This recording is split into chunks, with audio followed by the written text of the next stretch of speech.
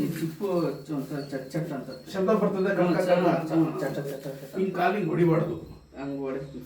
ಇವು ಹೊಡಿತೀರ ನೀವು, ಅದ್ನಲ್ಲಿ ಟಚ್ ಆಗಿ ಜಾಸ್ತಿ ಆಗಿರೋದು. ಭಾಳ ಏನು ಆಪರೇಷನ್ ಇಲ್ಲ, ಏನಿಲ್ಲ. ನೀವು ಬಂದು ತೋರಿಸಿ ನಾವು ಮಾಡ್ಕೊಡ್ತೀನಿ. ಇದೇ ವಿಷಯ ಅಂದ್ರೆ ನೀವು ವಾಸ ಆಗ್ಬಿಡ್ತದೆ.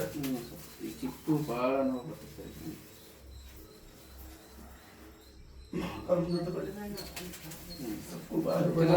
ಎದ್ದೇಳಕ್ಕಾಗಲ್ಲ, ಜಾಸ್ತಿ ನಿಂತ್ಕೊಳ್ಳೋಕ್ಕೂ ಆಗಲ್ಲ. ಕುತ್ಕೊಳಕ್ಕಾಗಲ್ಲ.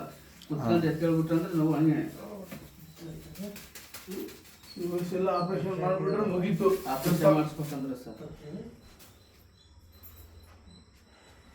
ಬರೋ ಮೂಲ ಡಾಕ್ಟರ್ ಹತ್ರ ತೋರಿಸು MRI ಸ್ಕ್ಯಾನ್ ಮಾಡಿಸಿ ಬೇರೆ ಕಡೆದ್ರು MRI ಮಾಡಿಸಿ ಅಂತಾರೆ ಅವರು.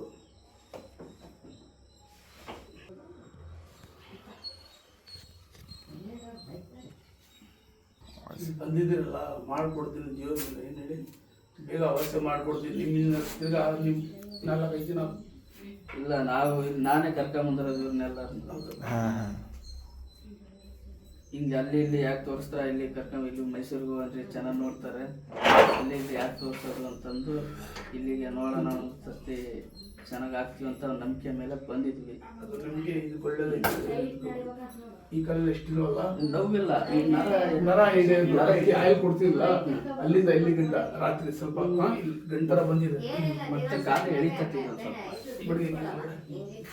ಕಾಲು ಭಾಗ ಎಳಿತತಿ. ಕಾಲಾಗಿ ಸೇಮ್ ಎಕ್ಸರ್ಸೈಸ್ ಮಾಡ್ಬೇಕು.